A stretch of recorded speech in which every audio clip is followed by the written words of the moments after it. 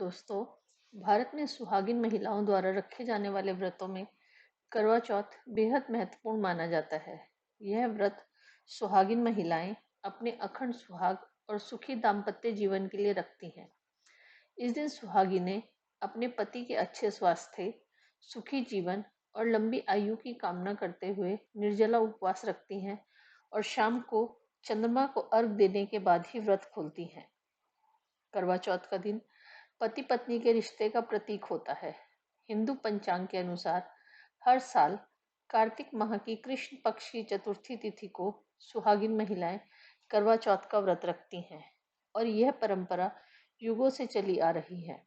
वैसे तो साल में बहुत से ऐसे व्रत हैं जो सुहागिन महिलाएं अपने पति के लिए रखती हैं, लेकिन उन सब में से करवा चौथ सबसे महत्वपूर्ण व्रत है।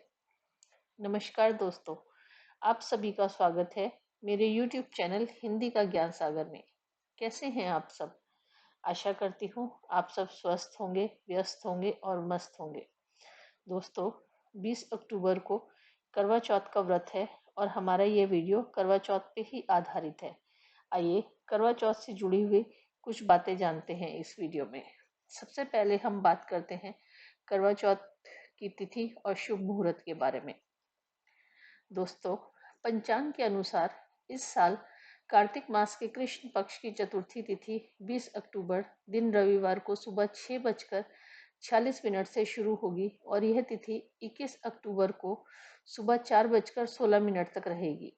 ऐसे में उदया तिथि के मुताबिक करवा चौथ का व्रत 20 अक्टूबर को रखा जाएगा। करवा चौथ के दिन पूजा का शुभ मुहूर्त 20 अक्टूबर की शाम 5:46 से लेकर शाम 7:02 तक रहेगा। इस समय पूजा करना बहुत ही शुभ माना जाता है। दोस्तों, जब भी हम बात करते हैं करवा चौथ की, तो सबसे पहला शब्द जो हमारे दिमाग में आता है वो आता है सरगी। आइए जानते हैं सरगी क्या होता है। करवा चौथ व्रत निराहार और निर्जल रखा जाता है। ऐसे में घर की बड़ी महिलाएं आशीर्वाद के तौर पर व्रती महिलाओं को व्रत शुरू करने से पहले सेहतमंद भोजन करवाती हैं, जिसे सरगी कहते हैं, ताकि व्रत के दौरान उन्हें किसी तरह की कठिनाई का सामना न करना पड़े। सरगी खाने से दिन भर व्रत के दौरान शरीर में ऊर्जा बनी रहती है।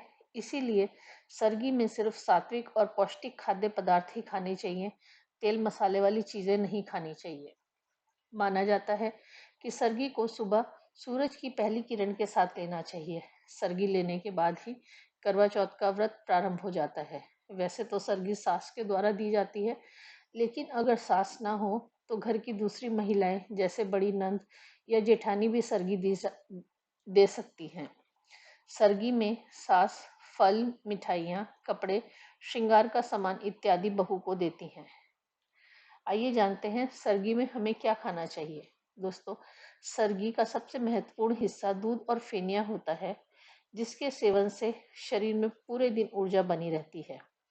हम सभी जानते हैं कि करवा चौथ का व्रत निर्जला व्रत होता है, इसलिए सरगी में नारियल पानी पीने से शरीर में पानी की कमी नहीं होती है। इसी तरह हमें सरगी में फल और थोड़े से ड्राई फ्रूट्स भी खाने चाहिए, जो हमें ऊर्जावान बनाकर रखते हैं। दोस्तों, सरगी के बाद हम बात करते हैं करवे की। हम सभी जानते हैं कि करवा वह बर्तन होता है जो मिट्टी का या किसी धातु का बना हुआ होता है। तो आइए देखते हैं कि इसमें क्या भरा जाता है। पूजा करते समय कभी भी करवा खाली नहीं रखा जाता। कुछ स्थानों पे लोग करवों में गेहूं भर कर रखते हैं, तो वहीं कुछ स्थानों पर लोग इस पे चावल या खीर भी भर कर रखते हैं। कुछ जगह पर लोग करवा में दूध भरकर उसके साथ तांबे या चांदी के सिक्के डालते हैं और साथ ही करवे के ढक्कन को शक्कर से भरा जाता है। हमें से बहुत से लोगों का यह सवाल होता है कि व्रत हो गया है, अब हम इस करवे का क्या करें। तो दोस्तों, जैसा कि हम सभी जानते हैं कि पूजा के लिए लोग मिट्टी के करवे, तो कुछ लोग तांबे या स्टील का करवा इस्तेमाल करते हैं। पूजा के बाद हमें इन करवों को फेंकना नहीं चाहिए, बल्कि इन्हें साफ करके रख लेना चाहिए और अगले व्रत में इस्तेमाल करना चाहिए। मिट्टी के करवों को किसी पेड़ के नीचे रख देना चाहिए या फिर उन्हें जल प्रवाह कर देना चाहिए। आइए आगे हम सुनते हैं करवा चौथ व्रत विधि। करवा चौथ के दिन व्रती स्त्रियों को सुबह जल्दी उठकर दिन की शुरुआत करनी चाहिए। इसके बाद स्नान आदि से निवृत्त होकर साफ वस्त्र धारण करने चाहिए और करवा माता का ध्यान कर व्रत का संकल्प लेना चाहिए। कुछ जगहों पर लोग व्रत की शुरुआत सुबह सरगी खाने से करते हैं और उसके बाद दिन भर निर्जला व्रत रखते हैं। इसके बाद शाम को घर के मंदिर में करवा माता की मूर्ति या चित्र स्थापित करके उन्हें धूप, दीप, सिंदूर, अक्षत, कुमकुम, फूलमाला इत्यादि अर्पित करना चाहिए और साथ ही करवा माता को 16 श्रृंगार की सामग्री भी अर्पित करके व्रत कथा का पाठ करना चाहिए। उनकी आरती करके खुशहाल वैवाहिक जीवन की प्राप्ति के लिए प्रार्थना करनी चाहिए। रात को चांद निकलने पर चंद्रमा को अर्घ देने के पश्चात पानी पीकर व्रत का पारण करना चाहिए। दोस्तों, अब हम बात करते हैं कि करवा चौथ का व्रत कैसे खोला जाए। करवा चौथ व्रत के दिन जब आसमान में चांद दिखने लगता है तो चंद्रमा की पूरे विधि विधान से पूजा करने के बाद ही व्रत का पारण करना चाहिए। चंद्रमा की पूजा करने के बाद पति को छलनी से देखना चाहिए और उसके बाद पति के हाथों से पानी पीकर प्रसाद खाना चाहिए और उसके बाद ही भोजन ग्रहण करना चाहिए। चंद्रमा पूजन के बाद घर के बड़े बुजुर्गों का भी आशीर्वाद लेना चाहिए। दोस्तों, इस व्रत में कुछ ऐसी बातें हैं जिनका हमें पालन करना चाहिए। तो आइए सबसे पहले जानते हैं कि हमें व्रत में क्या नहीं करना चाहिए। यह व्रत सूर्योदय के साथ ही शुरू होता है, तो इसलिए इस दिन देर तक नहीं सोना चाहिए। साथ ही व्रती स्त्रियों को काले, सफेद और भूरे रंग के वस्त्र नहीं धारण करने चाहिए। और सबसे मुख्य बात, इस दिन ना तो खुद सोएं और ना ही किसी सोते हुए व्यक्ति को हमें जगाना चाहिए। कहते हैं कि करवा चौथ के दिन सोए हुए व्यक्ति को नींद से जगाना अशुभ होता है। इस दिन पति पत्नी को आपस में झगड़ा भी नहीं करना चाहिए और ना ही व्रती स्त्रियों को सफेद चीजों का दान करना चाहिए। करवा चौथ के दिन धारदार और नुकीली चीजों का इस्तेमाल भी वर्जित होता है। स्त्रियों को फल, सब्जियां इत्यादि नहीं काटनी चाहिए और ना ही सिलाई बुनाई का कोई कार्य करना चाहिए। दोस्तों, करवा चौथ के दिन हमें क्या क्या कार्य करने चाहिए।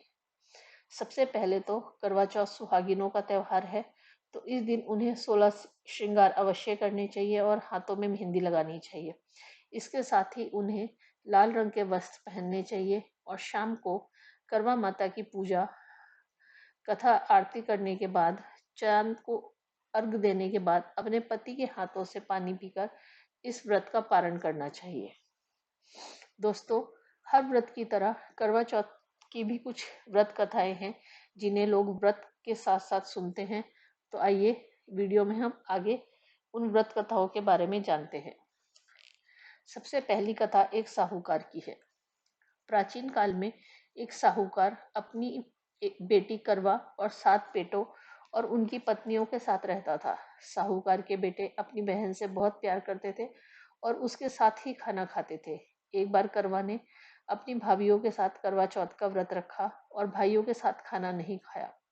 तब उसके भाइयों ने जंगल में जाकर पेड़ पर आग लगा दी और अपनी बहन को बोला कि चांद निकल गया है। करवा ने उस आग को चांद समझकर अपना व्रत खोल लिया। व्रत खोलते ही करवा को खबर मिलती है कि उसके पति की मृत्यु हो गई है। यह सुनकर करवा बहुत दुखी हो जाती है और अपने पति के शव को अपने पास में ही रखकर पूरे 1 साल तक चौथ माता की प्रार्थना करती रहती है। 1 साल के बाद जब फिर से करवा चौथ का व्रत आता है तो वो पूरे विधि विधान से फिर से व्रत रखती है और चौथ माता से अपने पति को जीवन दान देने की प्रार्थना करती है। करवा माता उसकी प्रार्थना स्वीकार करती हैं और उसके पति को जीवित कर देती हैं। इसके बाद वे अपने पति के साथ सुखपूर्वक रहने लगती है। दोस्तों, एक अन्य कथा के अनुसार देवी करवा अपने पति के साथ नदी के पास रहती थी।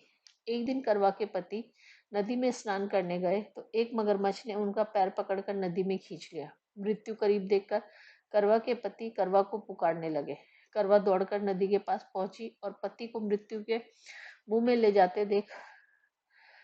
जाते मगर को देखा। करवा ने तुरंत एक कच्चा धागा लेकर मगरमच्छ को पेड़ से बांध दिया। करवा के स्थिति के कारण मगरमच्छ कच्चे धागे में से भी खुद को नहीं छुड़ा पा रहा था। करवा ने यमराज को पुकारा और अपने पति को जीवन दान देने और मगरमच्छ को मृत्युदंड देने के लिए कहा, मगर यमराज ने ऐसा करने से मना कर दिया क्योंकि उनके हिसाब से अभी मगरमच्छ की आयु शेष थी और करवा के पति की आयु पूरी हो चुकी थी। ये सुनकर करवा क्रोधित होकर यमराज को श्राप देने लगी। तब सती के शाप से भयभीत होकर यमराज ने तुरंत मगरमच्छ को यमलोक भेज दिया और करवा के पति को जीवन दान दिया। इसलिए करवा चौथ के व्रत में सुहागन स्त्रियां करवा माता से प्रार्थना करती हैं कि हे करवा माता, जैसे आपने अपने पति को मृत्यु के मुंह से वापस निकाल लिया, वैसे ही मेरे सुहाग की भी रक्षा करना। दोस्तों, करवा चौथ का व्रत पति पत्नी के रिश्ते को और भी मजबूत बनाता है। इसीलिए आप सबका ये व्रत बहुत अच्छा जाए, इसी शुभकामना के साथ इस वीडियो को अंत करती हूँ।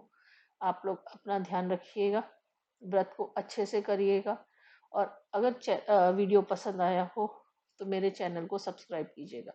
धन्यवाद।